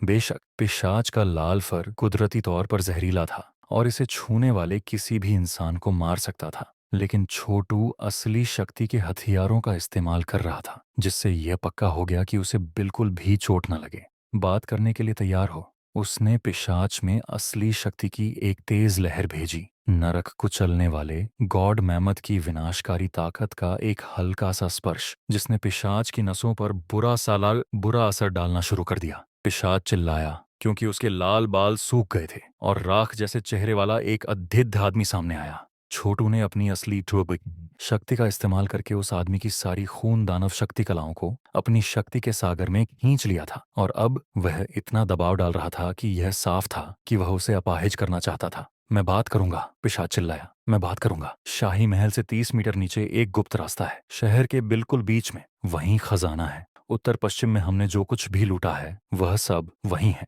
इसके साथ ही छोटू ने और ज्यादा जानकारी हासिल करना शुरू कर दिया, जैसे कि शहर का नक्शा, बड्ढे विशेषज्ञ कहाँ रहते थे और वहां दूसरी कौन कौन सी खतरनाक चीजें थीं। एक अगरबत्ती को जलने में जितना समय लगता है उससे ज्यादा समय में उसने सारी जरूरी जानकारी निकाल ली थी। इसके साथ ही उसने पिशाच की जान ले ली और उसका खून दानव कोर निकाल लिया। यह एक खूबसूरत चीज थी जो अनगिनत घूमते हुए जादुई चिन्हों से भरी हुई थी, जो खून के रंग के थे। इस कोर में बहुत ज्यादा मजबूत और शुद्ध खून दानव असली शक्ति थी। बदकिस्मती से इसका इस्तेमाल इंसानों द्वारा साधना के लिए नहीं किया जा सकता था। जिसने भी कोशिश की उससे पता चला कि उन्हें हर दिन खून पीने की जरूरत है, नहीं तो उन्हें मौत से भी बदतर भयानक दर्द होगा। कुछ मायनों में खून दानव शक्ति कलाओं की साधना करना एक शक्तिशाली दवा के आदी होने जैसा था। यह सिर्फ इसलिए था क्योंकि कोई व्यक्ति आमतौर पर 10 गुना तेजी से साधना में आगे बढ़ा सकता था, इसलिए लोग अक्सर इसके चक्कर में DDDH जाते थे। एक खून दानव कोर कम से कम 5 योग्यता अंकों के बराबर है।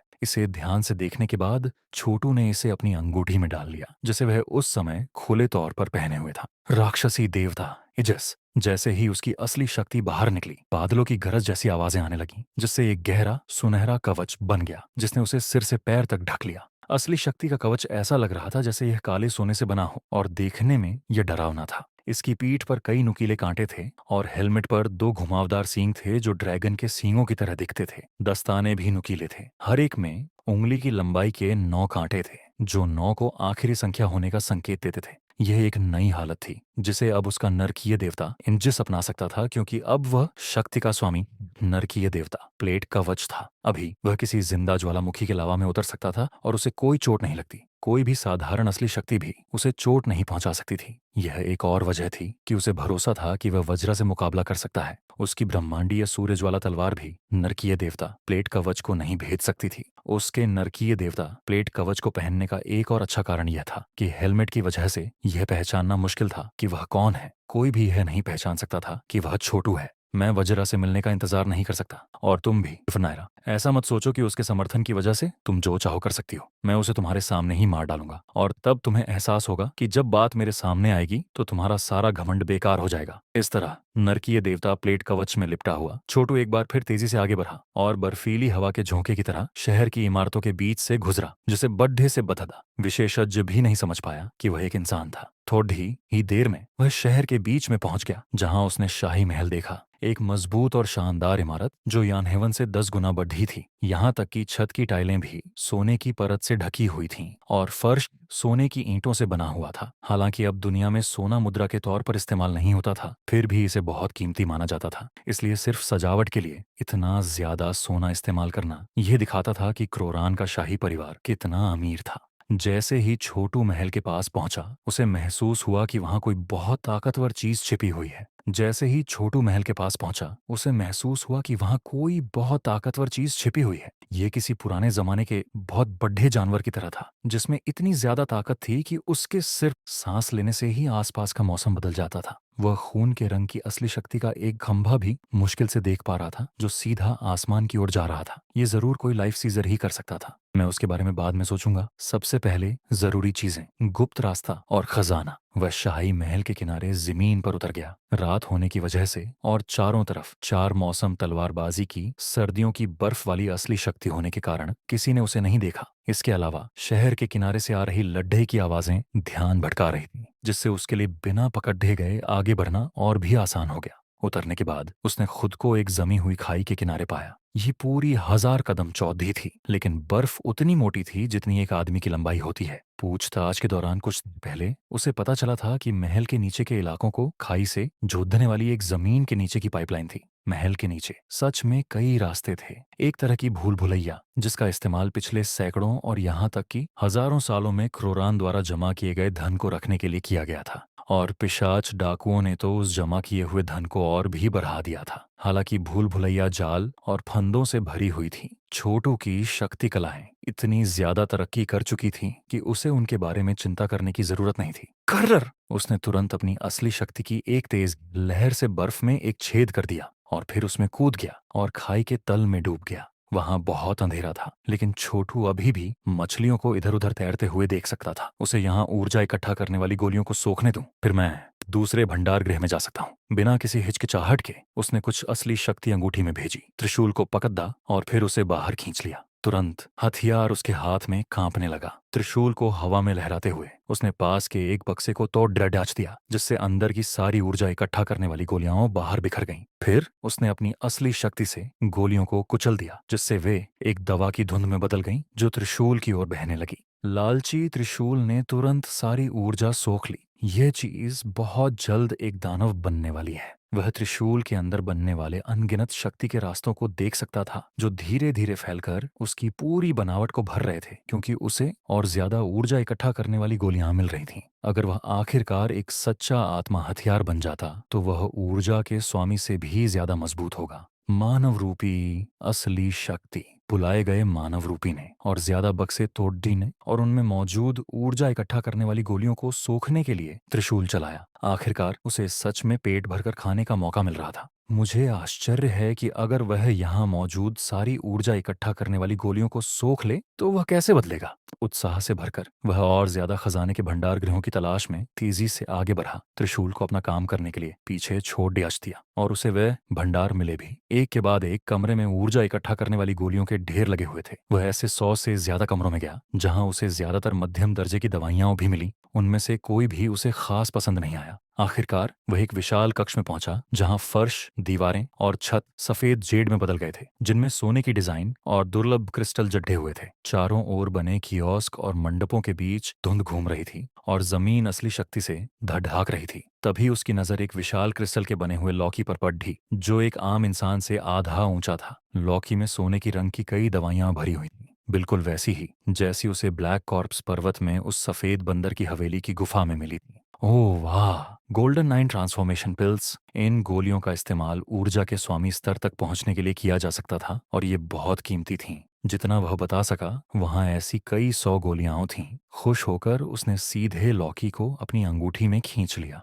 अगर मैं स्वर्णिम, देवांकर और हेमाक्ष को गोल्डन 9 ट्रांसफॉर्मेशन पिल्स दूंगा तो वे सभी ऊर्जा के स्वामी स्तर तक पहुंच सकेंगे। और फिर बड्डा भाई और दूसरा भाई भी हैं, वे भी इनका इस्तेमाल कर सकते हैं। मुझे आश्चर्य है कि यहाँ और कौन कौन से खजाने हैं। चारों ओर देखने के बाद उसे पन्ना हरे रंग की दवाइयों से भरा एक जेड का बक्सा मिला। हालांकि उसे यकीन नहीं था कि वे किससे बनी थीं। उनसे निकलने वाली औषधीय तरंगों से वे बता सकता था कि वे उच्च श्रेणी की गोलियां थीं, जो गोल्डन 9 ट्रांसफॉर्मेशन पिल्स से किसी भी तरह से कम नहीं थी। उसने जेड का बक्सा अपनी अंगूठी में रख लिया और फिर दर्जनों अन्य प्रकार की गोलियां ढूंढने के लिए आगे बेग्याश किया। इस रोमांच में उसे इतना कुछ मिल रहा था कि वह थोड़ा सन्न महसूस कर रहा था, यह देखते हुए कि एक अकेली गोल्डन 9 ट्रांसफॉर्मेशन पिल लाखों ऊर्जा इकट्ठा करने वाली गोलियों के बराबर थी और उसके पास समान या उससे ज्यादा कीमत की कई अन्य गोलियां थीं। तो उसके पास कितनी दौलत होगी। और ज्यादा खोजने के बाद उसने और भी दवाएं खाओ, साथ ही दानव कोर भी हासिल किए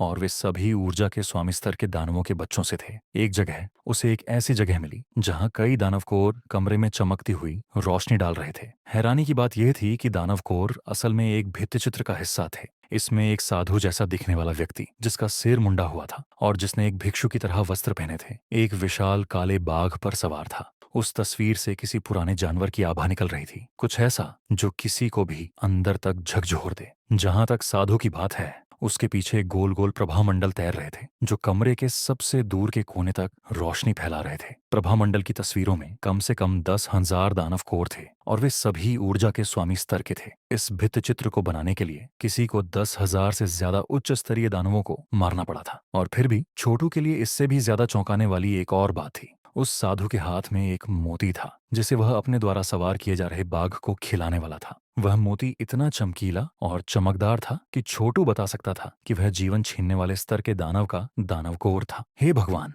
किसी ने एक जीवन छीनने वाले स्तर के दानव को मार डाला, उसका दानव कोर निकाल लिया और फिर उसका उपयोग भित्तिचित्र बनाने के लिए किया। ऐसा भी लगता है कि यह सच्ची ऊर्जा से भरा हुआ है। रुको, यह एक मंत्र गठन है। यह भित्तिचित्र वास्तव में एक जादुई वस्तु है। बहुत बुरा यह इतना बड़ा है। अपना हाथ हिलाते हुए उसने कुछ सच्ची ऊर्जा भित्तिचित्र में भेजी जो उसके आश्चर्य के लिए दीवार से सीधे उतर गई। भित्तिचित्र लगभग एक गलीचे की तरह था, लगभग 5 इंच मोटा और कागज से नहीं बल्कि किसी जानवर की खाल से बना हुआ लग रहा था। भित्तिचित्र को चित्रित करने के लिए इस्तेमाल किया गया पदार्थ स्पष्ट रूप से पिसे हुए दानव कोरों के पाउडर से बना था। छोटू को कोई अंदाजा नहीं था कि यह जादुई वस्तु क्या करती है, लेकिन उसने इसे वैसे भी लेने का फैसला किया और इसे अपनी अंगूठी में भेज दिया। हालांकि जैसे ही यह अंगूठी में प्रवेश कर गया, अचानक उसके भीतर से एक आवाज गूंजी कि साहसी चोर की हिम्मत हुई मेरी अरशी शैतान पेंटिंग चुराने की। इसे पूरा करने में 200 साल की कड़ी मेहनत लगी। जैसे ही आवाज आई, ऊपर से सच्ची ऊर्जा की एक धारा नीचे की ओर दौड़ी, छत को छेद कर छोटू पर हमला करने के लिए। यह पहाड़ के समान शक्ति थी, ऊर्जा के स्वामी स्तर से सैकड़ों गुना अधिक, जीवन छीनने वाला। छोटू इस सच्ची ऊर्जा के हमले से न केवल डरा नहीं बल्कि वह वास्तव में थोड़ा उत्साहित था। अब वह जानता था कि आरश्य शैतान पेंटिंग स्पष्ट रूप से यहाँ का सबसे मूल्यवान खजाना थी। नरक को चलने वाला देवगज, नरकाग्नि का पात्र, असीम सच्ची ऊर्जा हमले को रोकने के लिए बाहर निकली और एक पात्र की मायावी छवि में बदल गई। धूम, एक विशाल आघात तरंग निकली जिसने उसके चारों ओर लगभग पूरे कमरे को नष्ट कर दिया। छोटू की ऊर्जा और रक्त अराजकता में चले गए और उसका ऊर्जा का सागर पूरी तरह से अस्थिर महसूस हुआ। हालांकि इस हमले ने बिजली के विशालकाय हाथी के जीवन शक्ति सार को उत्तेजित किया, जिससे दर्द एक आरामदायक शांत एहसास में बदल गया। त्रिशूल, उसने चिल्लाया, अपने मानवीय सच्ची ऊर्जा को त्रिशूल के साथ वापस बुलाते हुए, जिसने न जाने कितनी ऊर्जा अभिसरण गोलियां सोख ली थी। ठीक है, मेरे पास ढेर सारा खजाना है, मुझे लगता है यह काफी है। अब उस जीवन छीनने वाले से लड़ने का समय है। मुझे आश्चर्य है कि मैं कैसा करूंगा। अगर मैं 20 प्राचीन महागज की शक्ति प्राप्त कर सकता हूं तो मैं आखिरकार अपने नरकाग्नि के पात्र का निर्माण कर पाऊंगा। इसके साथ ही वह सीधे ऊपर की ओर भागा, धरती और पत्थर को चीरता हुआ तब तक जब तक वह खुद को एक महल के हॉल में नहीं पाया। ये कुरोरान के शाही महल का भव्य हॉल था जो अब पृथ्वी पर नरक जैसा दिख रहा था, क्योंकि इसमें कई गड्ढे खोदे गए थे और वे खून और लाशों से भरे हुए थे। पूरा कमरा खून की दुर्गंध से भरा हुआ था। हालांकि सबसे चौंकाने वाली बात खून के कुंड नहीं थे बल्कि खून लाल सच्ची ऊर्जा का एक विशाल गोला था जो तलवार की रोशनी के सूर्य जैसी अभिसरण से जूझ रहा था। उन दोनों के बीच हर टक्कर से आसपास के महल के हिस्से नष्ट हो रहे थे। कोई भी ऊर्जा का स्वामी इस तरह की लड़ाई में शामिल होने की हिम्मत नहीं करेगा। ये दो जीवन छीनने वाले पूरी ताकत से लड़ रहे थे। जहां तक सूर्य जैसी तलवार की रोशनी की बात है, छोटू ने उसे तुरंत पहचान लिया। यह वज्रा की ब्रह्मांडीय सूर्य ज्वाला तलवार तकनीक थी। जब छोटू नीचे खजाना लूट रहा था तब वज्रा कुरोरान आया था और सैकड़ों हजारों पिशाच लुटेरों के परम नेता जीवन छीनने वाले रक्तान को ढूंढ लिया था। फनायरा कहाँ है? छोटू ने चारों ओर देखते हुए सोचा, क्या वह नहीं आई? एक पल बाद उसने पास के एक ऊंचे बुर्ज पर खड़ी एक नीले रंग के वस्त्र पहने एक युवती को देखा। फनायरा का नीला वस्त्र उसके आसपास की ठंड के लिए बहुत पतला लग रहा था। उस ऊंची इमारत पर खड़ी वह प्रभावशाली दिख रही थी और साथ ही नाजुक और अकेली भी। लगभग कोई भी पुरुष जो उसे देखता उसका दिल धड़कने लगता और वह स्वाभाविक रूप से उसे पूजा और प्यार दोनों अर्पित करता। लेकिन छोटू अपने मन में ठंडी हंसी हंसा। तो तुम भी कुरोरान में हो, है ना फनायरा? वह 4 रथुओं की तलवारबाजी की घूमती हुई बर्फ से घिरा हुआ था और उसने अपनी नरक की देवता प्लेट कवच पहनी हुई थी, जिससे वह एक शैतान भूत यमराज जैसा दिख रहा था। उसे देखने वाला कोई भी उसे पहचान नहीं पाएगा। हालांकि वह अभी भी थोड़ा घबराया हुआ था। फनायरा के साथ अपनी निकटता और उसकी बुद्धिमत्ता को देखते हुए उसे अभी भी चिंता थी कि कहीं वह उसे पहचान न ले। वह उसकी धोखेबाजी और चालाकी से पूरी तरह वाकिफ था। वह बेहद खतरनाक थी। अगर उसे शक भी हो कि यह मैं हूं तो इससे उसे क्या फायदा होगा? उसे सबूत कहाँ से मिलेगा? इसके अलावा बुद्धि और शक्ति की लड़ाई वही है जो मैं चाहता हूँ। तुम देखोगी कि मैं कितना शक्तिशाली हूँ फनायरा। तुम सोचती हो कि तुम एक शक्तिशाली ऊर्जा की स्वामी हो। मेरा इंतजार करो। वास्तव में मुझे उम्मीद है कि तुम्हें शक होगा कि यह मैं हूँ। यह तुम्हारे आत्मविश्वास के लिए एक अद्भुत झटका होगा। विचारों और योजनाओं से उसका मन घूम रहा था। वह हत्या के इरादे से फूट पड़ा। जैसे ही वह आगे बढ़ा, उसने अपने दाहिने हाथ से एक शक्तिशाली हमला किया, जिससे सच्ची ऊर्जा निकली जो लगभग बिजली की तरह दिख रही थी, जो सीधे फनायरा की ओर बढ़ी। यह 4 रथुओं की तलवारबाजी की ग्रीष्मकालीन बिजली थी। अफवाहों के अनुसार वह तत्व तलवार तकनीक का सबसे शक्तिशाली पहलू था। इसे पूरी तरह से विकसित करने पर किसी के हाथ की हथेली में बिजली पैदा करना संभव था। ये पुरुषों के बीच देवताओं की शक्ति की तरह था, जैसे बिजली के देवता का प्रकोप जो सभी प्रकार के दुष्ट राक्षसों का वध कर सकता था। हालांकि छोटू ने उस स्तर तक तकनीक विकसित नहीं की थी, लेकिन उसकी सच्ची ऊर्जा पूरी तरह से शानदार थी। जैसे ही सच्ची ऊर्जा की विभिन्न धाराएं आपस में टकराईं,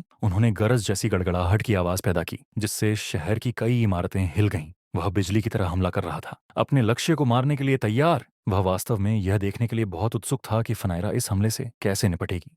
भले ही वह इसे रोक ले, उसके पास और भी चालें तैयार थीं, और उसकी योजना वास्तव में उसे पकड़ने, उसे कहीं एकांत में ले जाने और फिर अपनी पहचान बताने की थी। यह उसके लिए सबसे बड़ा अपमान होगा। बदले की बातों में उपहास करने वालों के सामने सिर ऊंचा करके खड़े रहने में सक्षम होना महत्वपूर्ण था। थुमफ नायरा ने लगभग तुरंत ही उस भयानक हत्या के इरादे को महसूस कर लिया जो उस पर आ रही थी, और इससे उसका चेहरा सदमे और अविश्वास से भर गया। पीछे मुड़कर देखने पर उसने बर्फ के घूमते हुए द्रव्यमान को अपनी ओर आते देखा, और उसमें एक भयानक आभा के साथ साथ गरज जैसी गड़गड़ाहट भी महसूस हुई।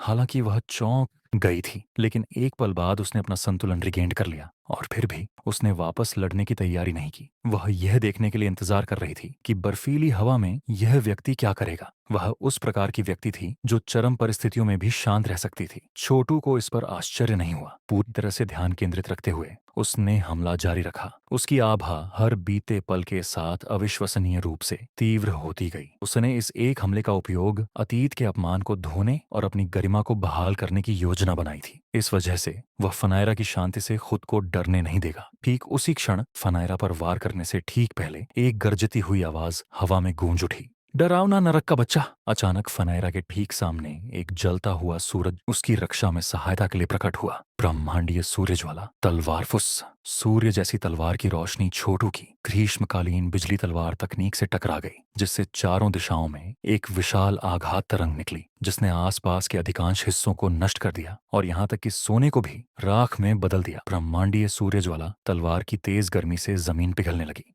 आश्चर्यजनक रूप से वज्रा ने फनायरा पर छोटू के हमले को रोकने के लिए हस्तक्षेप किया था। इस पूरे समय के दौरान फनायरा बिल्कुल भी नहीं हिली थी। जाहिर तौर पर उसने भविष्यवाणी की थी कि वज्रा मदद के लिए आगे आएगा। षड्यंत्रों और योजनाओं के मामले में यह लड़की बिल्कुल अविश्वसनीय थी। तेज सूर्य जैसी तलवार की रोशनी धीरे धीरे फीकी पड़ गई, जिससे वज्रा प्रकट हुआ जो फनायरा के बगल की इमारत पर खड़ा था। दूसरी इमारत पर रक्त ऊर्जा भी फीकी पड़ गई, जिससे खून लाल लबादे में एक मध्यम आयु वर्ग का व्यक्ति दिखाई दिया। हालांकि उसके हाथ में कोई हथियार नहीं था और पिशाच लुटेरे की आभा का एक भी टुकड़ा नहीं था। छोटू जानता था कि वह कौन था। वह कुरुरान में पिशाचों का नेता, जीवन छीनने वाला रक्तान था। पुनायरा और वज्रा एक इमारत पर थे, रक्तान दूसरी पर था और छोटू किनारे पर हवा में मंडरा रहा था, अभी भी घूमती हुई बर्फ से घिरा हुआ था। तीनों पक्षों ने एक दूसरे को देखा। तुम कौन हो? रक्तन ने छोटू से कहा। क्या तुम वही हो जिसने मेरे भूमिगत कक्ष से मेरा साधु शैतान चित्र चुराया था? यह अभी अभी किया गया 4 रथुओं का तलवारबाजी ही था, है ना?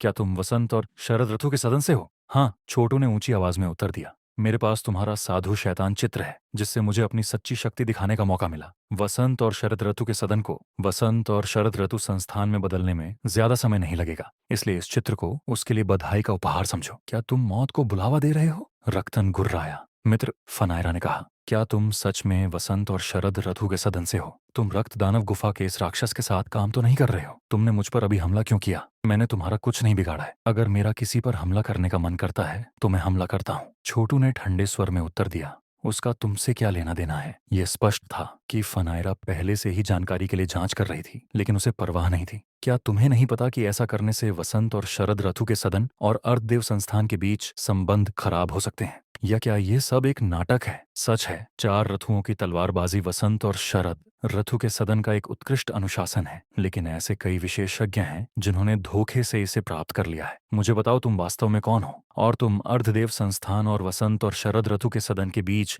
ट्रबल क्यों पैदा करने की कोशिश कर रहे हो? तुम सच में बहुत बातूनी हो, छोटू ने कहा। उसकी हत्या की इच्छा बढ़ती हुई उसी के साथ उसने वसंत रेशम कीट की रेशमी वर्षा को प्रकट किया, जिससे रेशम के ढेर सारे तार फनायरा की ओर उड़ने लगे। साथ में वसंत की हवा का झोंका भी था। तुरंत ही शहर की कड़वी ठंड थोड़ी गर्म हो गई, जैसे कि वसंत आ रहा हो। क्रोरैन के बाहरी इलाके में सज्जन सोसाइटी के कुछ योद्धाओं ने ऊपर देखा और वसंत की भावना को महसूस कर सके। ये क्या है? एक वसंत हवा! कितनी अविश्वसनीय ऊर्जा कलाएं हैं! क्या कोई और जीवन छीनने वाला प्रकट हुआ है? जब वज्रा ने वसंत रेशम कीट की रेशमी वर्षा और धातु के कवच को भेदने में सक्षम रेशम के ढेर सारे तारों को आते देखा, तो उसकी आंखें हत्या की इच्छा से चमक उठी। दुष्ट प्राणी! अपनी रक्षात्मक सच्ची ऊर्जा को सक्रिय करते हुए उसने अपनी तलवार अपनी पीठ से निकाली और ब्लेड के सपाट हिस्से पर अपनी उंगली फेरी। तलवार ऊर्जा के 10 जलते हुए सूर्य प्रकट हुए, जो अत्यंत रहस्यमय थे, क्योंकि वे वसंत रेशम कीट की रेशमी वर्षा की ओर बढ़े। एक एक करके रेशम के तार टूट गए। एक ही चाल में वज्रा ने छोटू की ऊर्जा कला को पूरी तरह से नष्ट कर दिया। उस संक्षिप्त आदान प्रदान से वज्रा को यह बताने के लिए पर्याप्त था कि छोटू जीवन छीनने के स्तर पर नहीं था। तो तुम वास्तव में जीवन छीनने के स्तर पर नहीं हो। तुमने शक्ति बढ़ाने के लिए कुछ आत्मा औषधि का उपयोग किया, या शायद तुम किसी अजीब शैतानी तकनीक की साधना करते हो। किसी भी तरह मैं तुम्हें चेतावनी दे रहा हूं। एक ऊर्जा का स्वामी कितना भी मजबूत क्यों ना हो, वह कभी भी जीवन छीनने वाले के लिए मुकाबला नहीं कर सकता। आखिरकार जीवन छीनने के स्तर तक पहुंचना सच्ची ऊर्जा का एक कठोर परिवर्तन था। उस स्तर से शुरू होकर हमलों में स्वर्ग और पृथ्वी की आत्मा ऊर्जा होगी। छोटू शक्तिशाली था, लेकिन चाहे वह कितनी भी शक्ति का प्रयोग करे, उसके वार स्वर्ग और पृथ्वी के साथ नहीं जुड़ सकते थे। अब जब वज्रा को छोटू के स्तर का बेहतर अंदाजा हो गया, तो उसने उसकी ओर उपहास भरी नजरों से देखा। तुम छोटे बदमाश, तुम्हें लगता है कि तुम बहुत शक्तिशाली हो, लेकिन तुम तो बस कचरा निकले। तुम कोई जीवन छीनने वाले नहीं हो। उस घमंड के लिए तुम मरोगे। अपनी तलवार लहराते हुए उसने कहा, 10 सूर्य स्वर्ग की ओर चढ़ते हैं, तुम्हें शीघ्र मृत्यु की ओर ले जाते हैं। तलवार ऊर्जा के 10 जलते हुए सूर्य छोटू की ओर बढ़े, अत्यंत तेज और गर्म, एक ऊर्जा कला जो वास्तव में मानवीय समझ से परे थी। टूट जाओ, छोटू ने कहा, स्पष्ट रूप से थोड़ा भी नहीं डरा। अचानक उसकी हथेली में अनगिनत रूपों वाली पाताल लोक देवता का भाला प्रकट हुआ। एक पल भी बिना रुके वह 10 सूर्यों की ओर उछल पड़ा। ठंडी हंसी हंसते हुए वज्रा चिल्लाया, मूर्ख! ब्रह्मांडीय सूर्य ज्वाला, नाड़ी धन! 10 जलते हुए सूर्य अचानक फट पड़े और पाताल लोक देवता के भाले में और उसके माध्यम से छोटू की ओर रोशनी की किरणें भेजने लगे। यही मेरा मौका है। हवा में घूमते हुए छोटू ने जानबूझकर सभी जलती हुई सुनहरी आग को अपने अंदर खींच लिया। उसका पाताल लोक देवता कवच उसे हमले से बचा सकता था, लेकिन वह ब्रह्मांडीय सूर्य ज्वाला तलवार की रोशनी को सोखना चाहता था। एक शक्तिशाली जीवन छीनने वाले का हमला हल्के में लेने लायक नहीं था, लेकिन उसे बिजली के विशालकाय हाथी को उत्तेजित करने के लिए कुछ चाहिए था। छोटू अनिवार्य रूप से ब्रह्मांडीय सूर्यज्वाला तलवार की रोशनी का उपयोग कर रहा था और उसे अपने लिए एक शक्तिवर्धक में बदल रहा था। ये लगभग ऐसा था जैसे जीवन छीनने के स्तर का कोई व्यक्ति जानबूझकर उसकी साधना के आधार को बेहतर बनाने में मदद कर रहा हो। तेज सुनहरी आग उसके शरीर से गुजरी, इतनी गर्म और दर्दनाक कि ऐसा लग रहा था जैसे उसकी नाड़ियां नष्ट हो रही हों। लेकिन छोटू एक प्राचीन जंगली जानवर की तरह था। एक सांस लेते हुए उसने जलती हुई तलवार ऊर्जा को अपनी ऊर्जा के समुद्र में और बिजली के विशालकाय हाथी की ओर भेजा। तुरंत बिजली के विशालकाय हाथी के जीवन बल का सार काम करने लगा और 3 सांसों के बाद तलवार की सारी रोशनी परिवर्तित हो गई और उसकी नाड़ियां मजबूत हो गईं। उसके भीतर कई कण जाग रहे थे, एक के बाद एक ही प्राचीन महामहिम हाथी उसे और भी मजबूत बना रहे थे। छोटू के भीतर मौजूद 5 कण खुल गए। इसका मतलब था कि अब उसके अंदर 20 प्राचीन महामत्स्यों की शक्ति बह रही थी, जो लाइफ सीजिंग स्तर के कई लोगों से ज्यादा मजबूत थी। कम से कम उसने निश्चित रूप से वज्रा को पीछे छोड़ दिया था। हालांकि यह एक ऐसा बदलाव था जिसने उसके पास मौजूद सारी जीवन शक्ति का इस्तेमाल कर लिया था। अब से उसकी साधना बहुत धीमी गति से आगे बढ़ेगी। फिर भी उसकी तेज प्रगति का मतलब था कि वह अब लाइफ सीजिंग स्तर के पहले से कहीं ज्यादा करीब था। उसके भीतर चटकने की आवाजें सुनाई दी, क्योंकि उसकी शक्ति के सागर में भारी मात्रा में असली शक्ति जमा होने लगी, जो लावा की तरह चमक रही थी। और उन सब के बीच कुछ ऐसा था जो लगभग एक क्रूसिबल जैसा दिखता था। उसका नरकाग्नि क्रूसिबल तेजी से बराच रहा था और पहले से ही उसकी शक्ति के सागर पर नियंत्रण हासिल करना शुरू कर चुका था। साथ ही उसकी इंद्रियां और चेतना बहुत ज्यादा तेज हो रही थी। दरअसल उस वजह से उसे अब एहसास हुआ कि फनायरा की शक्ति के सागर में कुछ बहुत भयानक छिपा हुआ था, कुछ जानवरों जैसा, जैसे जानवरों के बीच का कोई देवता हो। फनायरा में क्या छिपा है? ये बहुत डरावना है। वह मेरी सोच से भी ज्यादा रहस्यमयी है। मैं उसके बारे में पहले जो जानता था वह समुद्र में पानी की एक बूंद जितना था। इससे कोई फर्क नहीं पड़ता, मुझे उसे मारना होगा। यहाँ तक कि वज्रा भी मुझे रोक नहीं सकता। जैसे ही वह हवा में तैर रहा था, छोटू ने अपनी मांसपेशियों को फैलाया, जिससे गर्जना जैसी छटकने की आवाजें हवा में गूंज उठी। उसके अंदर की अलग अलग शक्तियों ने उसके चारों ओर एक शक्ति क्षेत्र बना दिया, जिससे हवा हिलने लगी और शक्तिशाली तरंगें बाहर निकलने लगीं। कुछ देर पहले रक्तान इमारत के ऊपर अपनी जगह से हमला करने की तैयारी कर रहा था। हालांकि जब उसने महसूस किया कि छोटू शक्ति बढ़ा रहा है और उसके चारों ओर एक शक्ति क्षेत्र फैल रहा है, तो वह पीछे हटने लगा। ये कितनी बद्दी आभा है! ये क्या है? मेरी रक्त सम्राट दानव शक्ति, ऐसा लग रहा है जैसे वह मेरी आज्ञा मानने के लिए मुझसे बाहर निकलकर फट जाना चाहती है। इस आदमी की असली शक्ति किसी दूसरे लोक के दानव देवता की तरह लग रही है, जो सारी सृष्टि पर हावी हो सकता है और सभी प्रकार के दानव राक्षसों को अपनी आज्ञा मानने के लिए मजबूर कर सकता है। ये कौन सी शक्ति कला है? कहीं यह कोई प्रसिद्ध शाही दर्जे की शक्ति कला तो नहीं है? मैं रक्त सम्राट की दानव सूत्र की साधना करता हूँ, जो कभी शाही दर्जे की कला थी। दुर्भाग्य से मेरा संस्करण असली से बहुत दूर है और सिर्फ शाही दर्जे का है। इस बिंदु पर उसने फैसला किया कि सबसे अच्छा काम धैर्यपूर्वक इंतजार करना और देखना होगा कि स्थिति कैसे विकसित होती है। जोर से हंसते हुए उसने कहा, मैं शरद और पतद्दियाज के घरानों और अर्ध अमर संस्थान के बीच लड़ाई में शामिल नहीं होना चाहता। वज्रा, तुम पहले इस आदमी से लड़ो डेच लो और फिर हम अपना द्वंद्व जारी रख सकते हैं। ये कहकर वह छोटू की शक्ति बढ़ने की लहर से बचने के लिए हवा में उड़ रेच गया। भयानक राक्षस, वज्रा ने गाली दी। कुछ देर पहले जब उसने महसूस किया कि छोटू लाइफ सीजिंग स्तर का नहीं था, तो उसने स्वर्ग में छड़ते 10 सूर्यों को प्रकट किया था।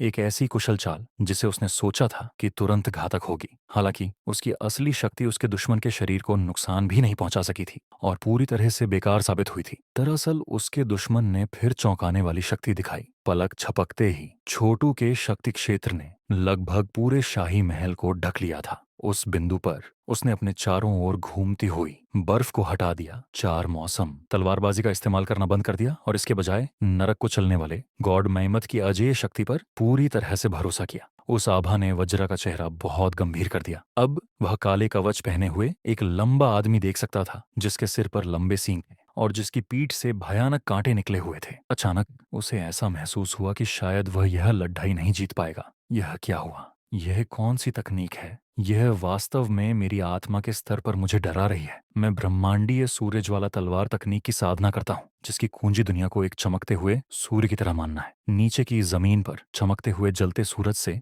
ज्यादा शक्तिशाली और कुछ नहीं है। मैं इस जैसी किसी चीज से कैसे डर सकता हूँ? जो भी हो, मैं बस उसे मार डालूंगा। इससे शायद समस्या हल हो जाएगी। यह मेरी साधना में भी शायद बहुत मददगार होगा। वज्रा एक कुशल विशेषज्ञ था, अर्ध हमर संस्थान का एक बद्धा योद्धा, इसलिए वह बस हरकत में धुंधला हो गया। एक धुंधली छवि जो शक्ति क्षेत्र को चीरती हुई सीधे छोटू की ओर तलवार फैलाए हुए बढ़ी। वह तलवार ऐसी लग रही थी जैसे उसे किसी देवता ने पकड़ा हो और उसे रोकना असंभव हो। छोटू का नरक देवता भला अलौकिक गति और ध्यान के साथ आगे बढ़ा, सीधे तलवार की नोक की ओर। उछलती ज्वालाएं, जलता हुआ सूरज, वज्रा ने कहा। उसके चेहरे पर एक भयानक मुस्कान खेल रही थी। एक हाथ से अपनी तलवार को पकड़े हुए उसने अपना दूसरा हाथ हथेली फैलाकर बाहर निकाला, जिसमें एक जलती हुई सूरज जैसी ज्वाला थी। अचानक ज्वालाओं से एक विशाल आग का दानव निकला, जो इतनी तेज गर्मी फैला रहा था कि इलाके की सारी ठंडक गायब हो गई और पत्थर की जमीन भी पिघलने लगी। ढढ़ाम हथेली नरक देवता भाले से इतनी तेज गर्मी के साथ टकराई कि भाले की असली शक्ति में आग लग गई। पलक झपकते ही छोटू का भाला सिर्फ आग में बदल गया। इमारत के ऊपर फनायरा बर्फीली शांति से देख रही थी। जाहिर तौर पर इस बात से चिंतित नहीं थी कि जब वज्रा और छोटू लड्डी एच रहे थे तो रक्तान उस पर हमला कर सकता था। सुन बेवकूफ, मेरी ब्रह्मांडीय सूर्य ज्वाला तलवार असली शक्ति को जलाने के लिए बनी है। जब तक तू कर सकता है इसका मजा ले, मैं ऐसा नहीं करना चाहूंगा। बर्फीली बर्फ नरक। छोटू की गूंजती हुई आवाज इतनी ठंडी थी कि ऐसा लग रहा था जैसे वह हजारों मील तक सब कुछ जमा सकती है। जैसे ही ये फैली, इलाके की आग एक एक करके बुझ गई। सर, नरक देवता भाला सीधे वज्रा के गले की ओर तेजी से बढ़ा। वज्रा पीछे हट गया। उसके चेहरे पर हैरानी का भाव था, क्योंकि उसने तलवार की मुद्रा बदली। अचानक उसकी तलवार आग में फट ढी, जिसने एक आग के अजगर का रूप ले लिया। अग्नि ड्रैगन उगलता है मोती। वह अपनी ब्रह्मांडीय सूर्य ज्वाला तलवार तकनीक को उसकी क्षमताओं की सीमा तक धकेल रहा था। उसकी आग के अजगर वाली तलवार नरक देवता भाले से 100 से ज्यादा बार टकराई, जब तक कि तलवार गुनगुनाने नहीं लगी। फिर उसने मुट्ठी के आकार का एक आग का गोला बाहर निकाला, जो छोटू के ठीक सामने फट गया। बूम! पूरा इलाका तुरंत आग के सागर में बदल गया। हालांकि छोटू पर इसका कोई असर नहीं हुआ। उसके भाले की असली शक्ति बर्फीली बर्फ नरक की तरह थी, और जैसे ही उसने उसे अपने सामने लहराया, एक हवा उठी जिसने पूरी आग को सोख लिया। जैसे ही आग का सागर गायब हुआ, उसका भाला अचानक लंबाई में बढ़ गया। यह एक खंभे की तरह था जो स्वर्ग को सहारा दे सकता था, या दूर के अतीत का कोई नरक का देवता। यह कुछ ऐसा था जो सबसे गहरे नरक से शैतानों, राक्षसों या भूतों का वध करने में सक्षम था। अचानक उसके पीछे एक गॉडमय मत प्रकट हुआ, जिसकी सूंड तारों और चंद्रमाओं को सोख सकती थी, और जिसके 4 पैर नरकों को कुचलने के लिए तैयार थे। असीम पाताल लोक नाचते हुए दानव देवताओं से भरा है। भयानक आत्माओं को नर्क के अंधेरे में बुलाओ। जैसे ही उसकी असली शक्ति घूमने लगी, एक आवाज हवा में भर गई, जैसे 9 शांत लोगों के पाताल लोक से कोई गाना बज रहा हो, जो अनगिनत आत्माओं को अपनी ओर खींच रहा था। अचानक ऐसा लग रहा था जैसे दुनिया खुद नरक में बदल गई हो। नरक कुचलने वाले गॉड मेहमत की शक्ति लगभग नर्क के दरवाजे खुद खोल रही थी। लाखों और लाखों दानव देवताओं को बाहर निकाल रही थी, जिनमें से सभी ब्रह्मांड पर नियंत्रण करने और मानव जाति की दुनिया को मिटाने की प्यास से तड़िए छिप रहे थे। मरो, छोटू ने कहा, अपना भाला वज्रा की ओर घुमाते हुए। उसके मरने के बाद फनायरा की रक्षा करने वाला कोई नहीं बचेगा। सूर्य का प्रकाश सब कुछ जलाता है, ब्रह्मांड में छा जाता है। असीम चमकते सूरज की रोशनी स्वर्ग और पृथ्वी को जला सकती है। मरो। वज्रा की तलवार फट गई, अनगिनत टुकड़ों में बदल गई, जो सूरज की तरह चमकने लगे। उसी समय उसकी ऊर्जा ऊपर की ओर बढ़ी, जैसे आकाश में आग का खंभा उठ रहा हो। उसके पीछे एक सुनहरा पीला देवात्मा प्रकट हुआ, तेज चमक रहा था, जिसके हाथ में एक बड्ढी तलवार थी। ऐसा लग रहा था जैसे वज्रा ने सच में सूरज में रहने वाले देवात्मा को बुला लिया हो। मानव रूपी सच्ची ऊर्जा, जीवन हरण करने वाली नवजात दिव्यता, सूर्य का सार, एक अजेय शरीर से बाहर का अवतार जो अपने रास्ते में आने वाली हर चीज का वध कर सकता है। स्वर्ग और पृथ्वी की तरह लंबे समय तक जीवित। चिल्लाते हुए वज्रा ने फिर से हमला किया। उसकी हरकत आग के देव आत्मा द्वारा दोहराई गई, जिसने अपनी तलवार को नरक देवता भाले की ओर चलाया। 2 दिव्य हथियार 100 से ज्यादा बार एक दूसरे से टकराए, जब तक कि धुएं के बादल पूरे इलाके में छा नहीं गए। आखिरकार वज्रा ने चिल्लाया, तुम बस इंतजार करो, तुम अजीबोगरीब शैतान, मैं तुम्हें आखिरकार पालूंगा। पुस। अचानक वह आग के खंभे में बदल गया, जो फनायरा की ओर तेजी से बढ़ा, उसे पकड़ा और फिर गायब हो गया। इस बीच छोटू आसमान से नीचे गिर पड़ा, जमीन पर जोर से उतरा। उसकी सच्ची ऊर्जा अस्त व्यस्त हो गई, उसकी नसें मुद्दा गईं और टेढ़ी ही हो गईं। वह घायल हो गया था, लेकिन अंदर से वह वास्तव में बहुत खुश था। उसने एक जीवन हरण करने वाले से लड़ाई की थी, और यहाँ तक कि उसे पीछे हटने के लिए मजबूर कर दिया था। हालांकि वह उसे मार नहीं सका था, उसने उसे काफी चोट पहुंचाई थी, और उसने यह पुष्टि कर दी थी कि वह खुद एक जीवन हरण करने वाले जितना मजबूत था। अगर वह वास्तव में जीवन हरण करने वाले स्तर तक पहुंच जाता, तो वह निश्चित रूप से वज्रा को आसानी से मार गिरा सकता था। आखिरकार रक्तान को वह मौका मिल गया जिसका वह इंतजार कर रहा था। जमीन पर उतरकर उसने खून के रंग का एक लंबा चाबुक निकाला और कहा, मेरे बुद्धिमान शैतान के चित्र को दे दो बच्चे, और मैं तुम्हें जीने दूंगा। इस खून छाया देव चाबुक से इलाके में खून की बदबू फैल गई। ये कम से कम उस चाबुक से 100 गुना ज्यादा शक्तिशाली था, जिसका इस्तेमाल लाल फर वाले पिशाच ने किया था, जिससे छोटू पहले लड़ रहा था। यह तुम्हारी बद्दी हिम्मत है रक्तान, छोटू ने जवाब दिया। मैं तुम्हारे साथ लड़ाई के सुझाव साझा करने के लिए फिर कभी मिलूंगा। बस तब तक इंतजार करो जब तक मैं एक और सफलता हासिल न कर लूं, फिर तुम मर जाओगे। रक्तान ने अपने चाबुक से वार किया, लेकिन छोटू के भाले ने उसे चकनाचूर कर दिया। उसके बाद छोटू हवा में उछल गया। उसकी पीठ से 2 विशाल पंख निकल आए। हवा के एक झोंके के साथ वह तेजी से आगे बढ़ा, उतनी ही निश्चितता से गायब हो गया जैसे कोई दिव्य सारस सबसे दोस्तों आज ऊंचे का एपिसोड आसमान यहीं में तक। वो उम्मीद है डिड्डीच रहा आपको हो। मज़ा आया होगा। अगर हाँ तो वीडियो को लाइक करें, कमेंट में बताएं आपको सबसे ज़्यादा कौन सा मोड पसंद आया, और चैनल टिलिस्मी स्टोरीज़ को सब्सक्राइब करना मत भूलिए। हर रात इसी समय मिलता रहूँगा एक नई रहस्यमयी थ्रिल से भरी कहानी के साथ। तब तक के लिए अपना ख्याल रखिए, और याद रखिए कहानी वही होती है जो आपको अंदर तक छू जाए। मैं मिलूँगा आपको अगली कड़ी में, तब तक के लिए अलविदा, और बने रहिए टिलिस्मी स्टोरीज़ के साथ।